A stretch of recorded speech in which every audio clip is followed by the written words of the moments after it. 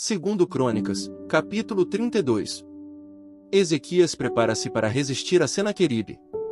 Depois de tudo que Ezequias fez com tanta fidelidade, Senaqueribe, rei da Assíria, invadiu Judá. Ele sitiou as cidades fortificadas para conquistá-las. Quando Ezequias viu que Senaqueribe pretendia guerrear contra Jerusalém, consultou os seus oficiais e os comandantes do exército sobre a ideia de mandar fechar a passagem de água das fontes do lado de fora da cidade, e eles concordaram. Assim, ajuntaram-se muitos homens, e fecharam todas as fontes e o riacho que atravessava a região. Eles diziam: por que deixar que os reis da Síria venham e encontrem toda essa água? Depois, com grande empenho consertou todos os trechos quebrados do muro e construiu torres sobre ele. Construiu outro muro do lado de fora do primeiro e reforçou os muros de arrimo da cidade de Davi, e mandou fazer também muitas lanças e muitos escudos. Nomeou sobre o povo oficiais militares e os reuniu na praça, junto à porta da cidade, animando-os com estas palavras: sejam fortes e corajosos. Não tenham medo nem se desanimem por causa do rei da Assíria e do enorme exército que está com ele, pois conosco está um poder maior do que o que está com ele. Com ele está somente o poder humano, mas conosco está o Senhor, o nosso Deus, para nos ajudar e para travar as nossas batalhas. E o povo ganhou confiança com o que disse Ezequias, rei de Judá.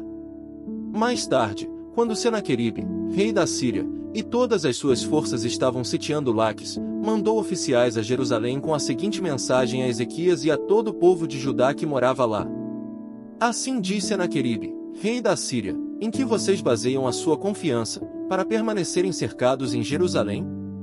Quando Ezequias diz: o Senhor, o nosso Deus, nos salvará das mãos do rei da Síria, ele os está enganando, para deixá-los morrer de fome e de sede. Mas não foi o próprio Ezequias que retirou os altares desse Deus, dizendo a Judá e a Jerusalém: vocês devem adorar diante de um só altar e sobre ele queimar incenso. Vocês não sabem o que eu e os meus antepassados fizemos a todos os povos das outras terras? Acaso alguma vez os deuses daquelas nações conseguiram livrar das minhas mãos a terra deles? De todos os deuses das nações que os meus antepassados destruíram, qual deles conseguiu salvar o seu povo de mim? Como então o Deus de vocês poderá livrá-los das minhas mãos?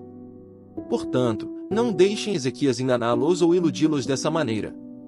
Não acreditem nele, pois nenhum Deus de qualquer nação ou reino jamais conseguiu livrar o seu povo das minhas mãos ou das mãos de meus antepassados. Muito menos o Deus de vocês conseguirá livrá-los das minhas mãos. Os oficiais de Senaqueribe desafiaram ainda mais a Deus, ao Senhor, e ao seu servo Ezequias.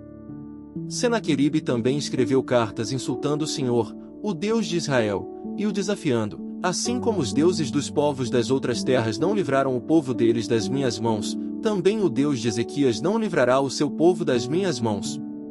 Então os oficiais gritaram na língua dos judeus ao povo de Jerusalém que estava sobre o muro, para assustá-lo e amedrontá-lo, com o intuito de conquistarem a cidade.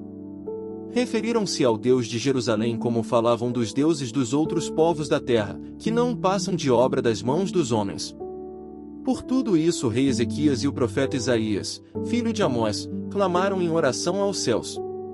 E o Senhor enviou um anjo, que matou todos os homens de combate e todos os líderes e oficiais no acampamento do rei assírio, de forma que este se retirou envergonhado para sua terra.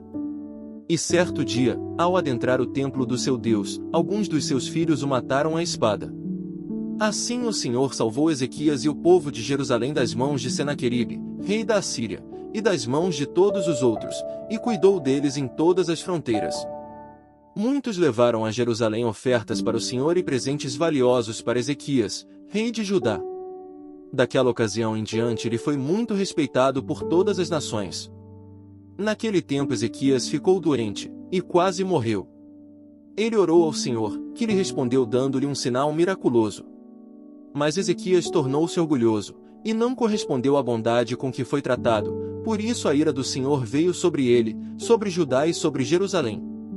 Então Ezequias humilhou-se reconhecendo seu orgulho, como também o povo de Jerusalém, por isso a ira do Senhor não veio sobre eles durante o reinado de Ezequias.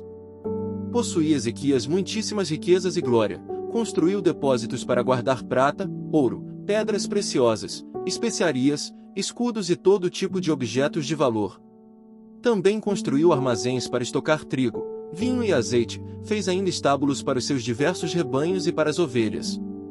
Construiu cidades e adquiriu muitos rebanhos, pois Deus lhe dera muitas riquezas.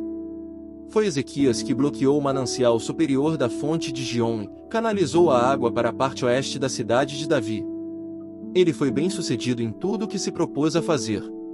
Mas, quando os governantes da Babilônia enviaram uma delegação para perguntar-lhe acerca do sinal miraculoso que havia ocorrido no país, Deus o deixou, para prová-lo e para saber tudo o que havia em seu coração. Os demais acontecimentos do reinado de Ezequias e os seus atos piedosos estão escritos na visão do profeta Isaías, filho de Amós, no livro dos reis de Judá e de Israel. Ezequias descansou com os seus antepassados e foi sepultado na colina onde estão os túmulos dos descendentes de Davi. Todo Judá e o povo de Jerusalém prestaram-lhe homenagens por ocasião da sua morte. E o seu filho Manassés foi o seu sucessor.